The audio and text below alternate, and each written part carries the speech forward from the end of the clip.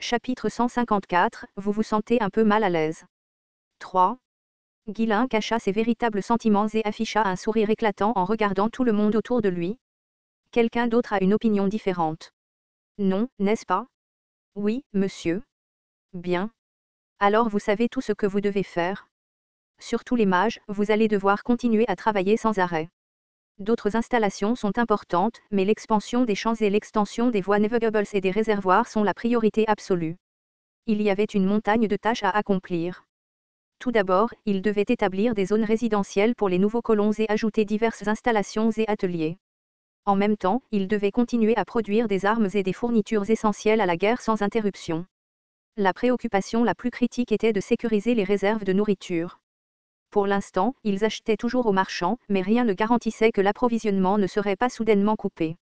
Avec le projet d'accueillir plus de colons, la population devait croître rapidement, donc pour se préparer à long terme, ils devaient étendre les terres agricoles à grande échelle et produire de la nourriture à un rythme soutenu. Les expressions de tout le monde s'assombrirent. Il y a tellement de choses dont nous avons besoin. Quand sommes-nous censés tout faire? Et en plus de cela, nous devons nous préparer à la guerre en même temps. Est-ce vraiment un domaine? Mais si nous voulons rester en vie, nous devons le faire. Cela me rend fou.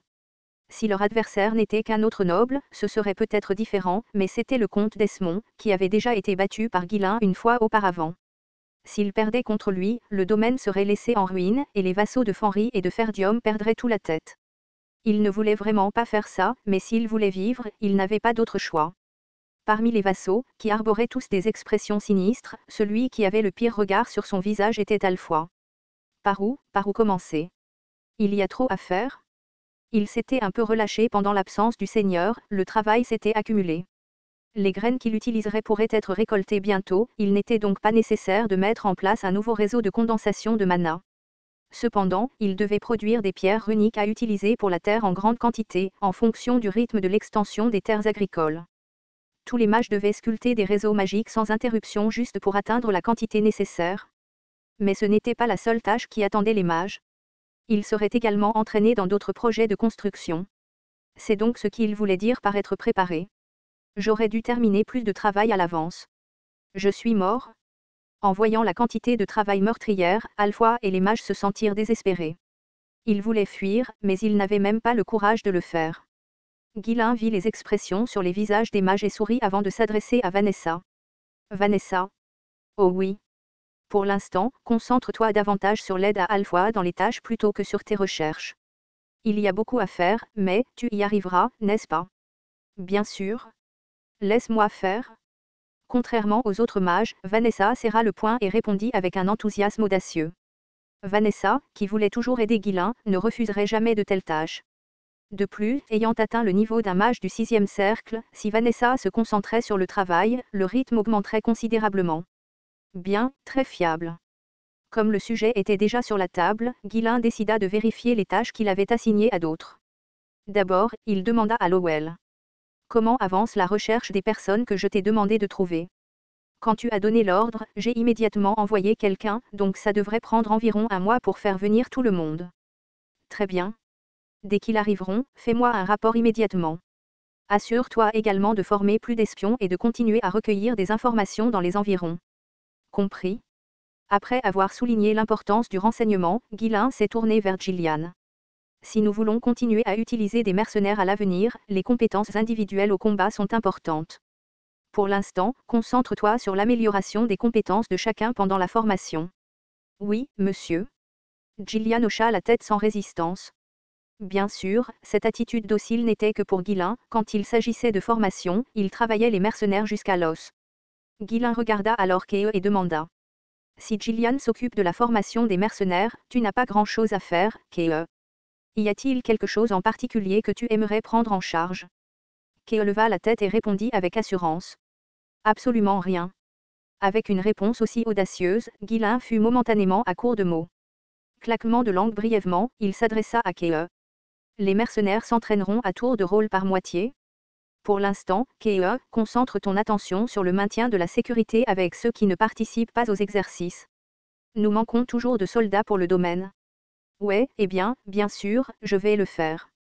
Keo répondit avec une expression plutôt réticente. La raison de sa réticence était simple. Il ne voulait rien faire d'autre que se battre. Alors Guillain a dû assigner de force des tâches à Kee. Sinon, il serait probablement parti quelque part, à boire et à paresser, et Guillain ne pouvait pas le permettre. Et quant à Bolinde, je veillerai à ce que tout le monde puisse se concentrer sur ses tâches et son entraînement sans aucune distraction, n'est-ce pas? Je veillerai à ce qu'il ne ressente aucun inconvénient.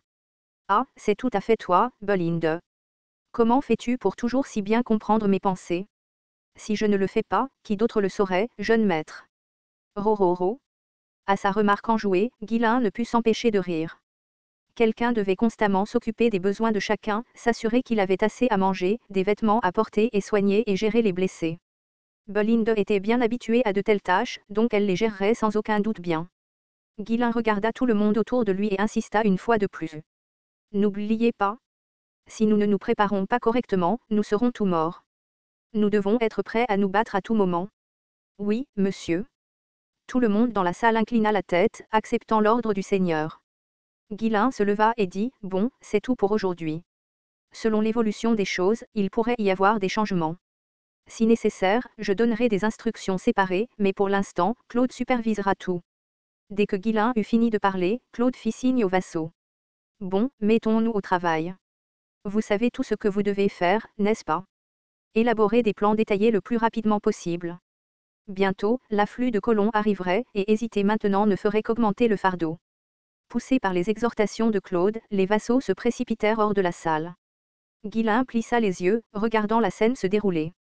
Il les avait clairement prévenus qu'une guerre allait arriver et qu'ils devaient être préparés. S'ils ne comprenaient toujours pas cela et négligeaient leurs préparatifs, ils n'auraient personne d'autre à blâmer qu'eux-mêmes si le comte d'Esmond venait massacrer tout le monde ici. Avec tout le monde englouti dans le travail, le domaine devint beaucoup plus occupé qu'avant. Bien qu'il n'y ait personne au domaine Fenry qui ne soit pas occupé, le plus occupé de tous était sans aucun doute Claude. En tant que chef en charge du développement du domaine, il devait superviser tous les travaux, ce qui lui laissait à peine le temps de dormir. En voyageant en calèche avec Wendy pour rencontrer la guilde des marchands, Claude baissa la tête et marmonna. « Ah, je vais mourir. Je veux juste m'enfuir. Ne serait-il pas préférable de mourir des mains du comte d'Esmond que de travailler à mort comme ça? Ce n'est pas bien. Tu ne veux pas mourir avec moi. » Wendy ne répondit pas aux bêtises de Claude. Honnêtement, elle voulait le gifler, mais voir l'état dans lequel il était rendait difficile de donner suite. Des cernes s'étaient installées sous ses yeux depuis longtemps, et ces derniers jours, il avait tellement maigri qu'il ressemblait à un squelette, au point que même un squelette l'appellerait probablement « frère ». Pourtant, même dans cet état, sa bouche ne semblait jamais s'arrêter de bouger. « Je travaille pour ne pas mourir, mais j'ai l'impression que je vais mourir à cause de tout ce travail. Et ce n'est pas comme si je pouvais me plaindre au Seigneur. » Chaque fois que Claude se sentait dépassé par le volume de tâches, il recherchait Guillain, essayant une fois de plus de le convaincre de s'enfuir avec lui. Mais Guillain était aussi trop préoccupé, occupé à diriger des ouvriers pour mettre en place davantage d'installations de production de cosmétiques. Je devais encore envoyer de nouveaux cosmétiques à Razolon dans la capitale et me préparer à établir une nouvelle succursale. Soupir, si notre Seigneur était comme les autres seigneurs, juste en train de s'amuser, nous travaillerions discrètement tout en surveillant la situation. Mais vous voyez, c'est un bourreau de travail à sa manière. Pour être honnête, notre Seigneur n'a pas l'air de quelqu'un qui aimerait travailler, n'est-ce pas? Vous ne pensez pas? Je ne sais pas. Peut-être que le Seigneur se trompe. Ou peut-être qu'il veut juste faire les choses rapidement et qu'il exagère les problèmes mineurs. Les gens qui ne savent pas vraiment les choses ont tendance à faire ça, n'est-ce pas? Qu'en pensez-vous? N'ai-je pas l'air d'avoir raison? Il est juste ivre de l'image qu'il se fait d'un seigneur travailleur. N'est-ce pas? Je ne sais pas. Tu dis toujours, je ne sais pas, quand il semble que cela puisse être contre toi, n'est-ce pas? C'est toujours, je ne sais pas, je ne sais pas, je ne sais pas, waouh, tu es vraiment doué pour jouer le jeu. Wendy a simplement renoncé à répondre. Puis, Claude a soudainement fait une drôle de tête et a commencé à imiter Wendy. Et, je ne sais pas. Et, je ne sais pas Hag, je ne sais pas. Hag, sérieusement, ce n'est pas un enfant ou quoi que ce soit. Elle n'avait jamais parlé sur ce ton auparavant. Wendy a regardé Claude, qui la narguait de manière enfantine, puis a simplement détourné la tête. Faire face à cette bouche ne serait qu'une perte pour elle, donc l'ignorer était la meilleure option. Claude était lui aussi conscient que la situation actuelle était très urgente et dangereuse.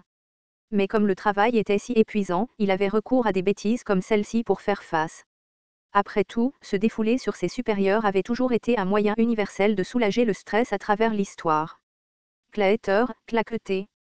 Alors que la voiture, qui roulait joyeusement à toute allure, commençait à cliqueter, ses plaintes se tournèrent rapidement vers une autre cible. Ag, quand allons-nous remplacer cette ferraille de voiture? Sérieusement, il n'y a rien que j'aime dans ce domaine. Ah, je veux aussi une voiture de luxe. Quelqu'un comme moi devrait voyager dans quelque chose comme ça. Avec les grognements de Claude comme bruit de fond, la voiture se dirigea vers la limite du domaine. Malgré le manque de temps, il y avait une raison simple pour venir jusqu'ici. En raison de la politique de confinement du domaine, les guildes marchandes ne pouvaient pas entrer dans le château. Lorsque Claude arriva au lieu de rendez-vous, il commença immédiatement à négocier avec les représentants de la guilde marchande. D'accord, tu sais que je suis occupé, n'est-ce pas? Dépêchons-nous et vérifions tout. Normalement, lors de transactions à grande échelle, il était de coutume d'échanger des plaisanteries et de prendre un thé avant de commencer. Mais pour Claude, qui était toujours pressé par le temps, même ce genre de loisir était un luxe. L'autre partie, ayant compris la situation à Fenry Estate grâce à des expériences passées, ne s'en souciait pas beaucoup. Après avoir vérifié les marchandises apportées par la guilde des marchands, Claude hocha la tête. La quantité est bonne, et la qualité n'est pas mauvaise non plus. J'ai hâte de travailler à nouveau avec vous la prochaine fois. Rara, bien sûr. Avec une commande aussi importante, comment pourrais-je être négligent?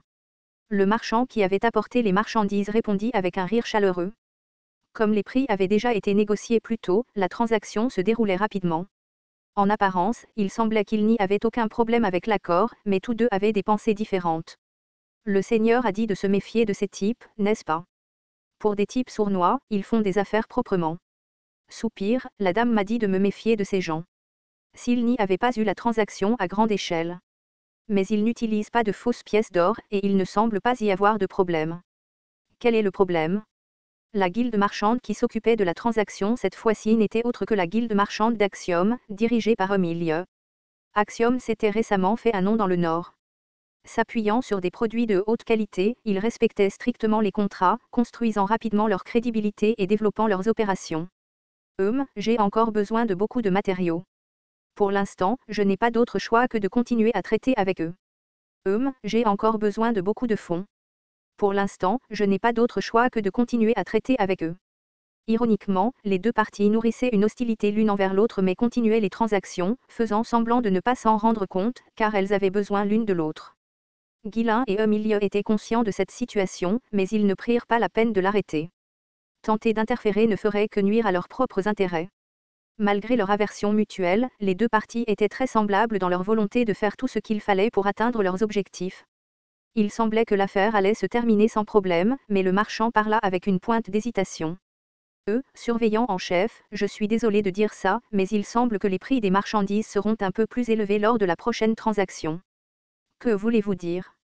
Des prix plus élevés? Récemment, les prix des aliments et des matières premières ont beaucoup augmenté. Il nous a été difficile de nous procurer des marchandises. Claude plissa les yeux avec suspicion en regardant le marchand. Pas étonnant que le seigneur m'ait mis en garde contre ces types. Commence-t-il à faire des allusions à des surfacturations? Avec des gens louches comme ceux-là, il fallait être ferme pour éviter les pertes. Nous venons de lancer un projet de construction à grande échelle, et maintenant vous augmentez soudainement les prix. Vous faites ça exprès. Ce genre de comportement ne fera pas l'affaire. Ce n'est pas ça. Vous savez qui soutient notre Seigneur, n'est-ce pas? Ah, c'est un peu gênant et embarrassant de le dire moi-même, mais je me demande si vous avez entendu parler du marquis de Brentford. Le marquis de Brentford était le patron de Ghislain. Mais Claude utilisait souvent le nom du marquis comme s'il était son propre partisan. Dans le royaume de Britannia, personne n'utilisait plus le nom du marquis de Brentford que Claude. Alors que Claude commençait à faire ressortir son client gênant intérieur, le marchand agita précipitamment les mains, paniqué. Oh, non, que dites-vous? Ce n'est pas du tout ça. Vous savez que nous ajoutons à peine un bénéfice et que nous fournissons tout au prix les plus bas. Honnêtement, avec ces prix, il est difficile de couvrir les coûts de main-d'œuvre. C'est juste que les fournitures se font plus rares ces derniers temps. Les marchands disaient toujours que leurs prix étaient les plus bas et que les coûts de main-d'œuvre étaient à peine couverts. Claude n'était pas du genre à se laisser prendre. Eh bien, alors pourquoi les marchandises qui étaient bien fournies jusqu'à présent deviennent-elles soudainement rares? Cela n'a aucun sens. Le marchand répondit avec un air incrédule. Pourquoi sont-ils rares, demandez-vous? Le domaine Fenry n'a-t-il pas tout acheté? Ah, je vois, acquis ça Claude, comme s'il avait enfin compris. Cela faisait un mois que la construction à grande échelle avait commencé. Pendant ce temps, le domaine Fenry avait constamment acheté les biens nécessaires, concluant des accords avec toutes les guildes marchandes opérant dans le Nord. Le problème était que la région du Nord avait un volume de distribution de ressources inférieur à celui des autres régions. Ainsi, progressivement, il rencontrait des difficultés à acquérir des matériaux. Soupir, je dois trouver des contre-mesures bientôt. Avec tant de choses à faire et si peu de temps, les retards dans l'approvisionnement en matériaux seraient un sérieux problème. Alors que Claude réfléchissait, un administrateur du domaine s'est précipité pour faire son rapport. Surveillant en chef. Surveillant en chef, il y a un gros problème. Qu'est-ce que c'est ? L'administrateur jeta un coup d'œil au marchand qui se tenait devant Claude puis chuchota. Les réserves de bois sont presque épuisées ? Que faire ? À ce rythme-là, les travaux ne pourront pas commencer demain. Quoi ? Déjà ? De tous les matériaux nécessaires à la construction des colonies, le bois était le plus essentiel. Du bois de chauffage aux meubles d'hiver, en passant par les outils, les clôtures, les barricades et même les flèches et les remps de lance, le bois était nécessaire pour presque tout, il était donc naturellement le premier à manquer. Bon sang, que faisons-nous maintenant ? L'esprit de Claude était en ébullition. Ils avaient coupé des arbres comme s'il n'y avait pas de lendemain, et par conséquent, il ne serait pas exagéré de dire que la plupart des forêts et des montagnes du domaine de Fenry avaient presque disparu. Idéalement, ils auraient dû contrôler la quantité de bois coupé, car les arbres poussent lentement, mais le domaine de Fenry n'était pas en mesure de se permettre un tel luxe. Ils achetaient régulièrement du bois par l'intermédiaire des guildes marchandes, mais même cela avait ses limites. Bon sang, même si nous passons une commande maintenant, les guildes marchandes du Nord n'ont pas la capacité de fournir le volume dont nous avons besoin. Essayer de trouver des guildes marchandes d'autres régions prendrait encore du temps. Incapable de penser à une solution immédiate, Claude se mordit les lèvres. Juste à ce moment, un soldat est arrivé en courant. Surveillant en chef, ils sont arrivés. Que voulez-vous dire par « arriver » ? Qu'est-ce qui est arrivé ? Claude pencha la tête, intrigué par les paroles soudaines du soldat. Il n'avait rien commandé récemment, alors qu'est-ce qui pouvait bien être arrivé ? Le soldat répondit avec un regard qui semblait demander comment Claude ne le savait pas déjà. Nous avons reçu un message selon lequel les migrants que vous avez mentionnés sont sur le point d'arriver. Des milliers de migrants étaient sur le point d'affluer, même s'il n'y avait pas d'endroit où les loger et qu'ils n'avaient même pas le bois pour construire des maisons. Claude se couvrit le front de la main et marmonna. Ah, on est foutu. Un énorme problème venait de surgir.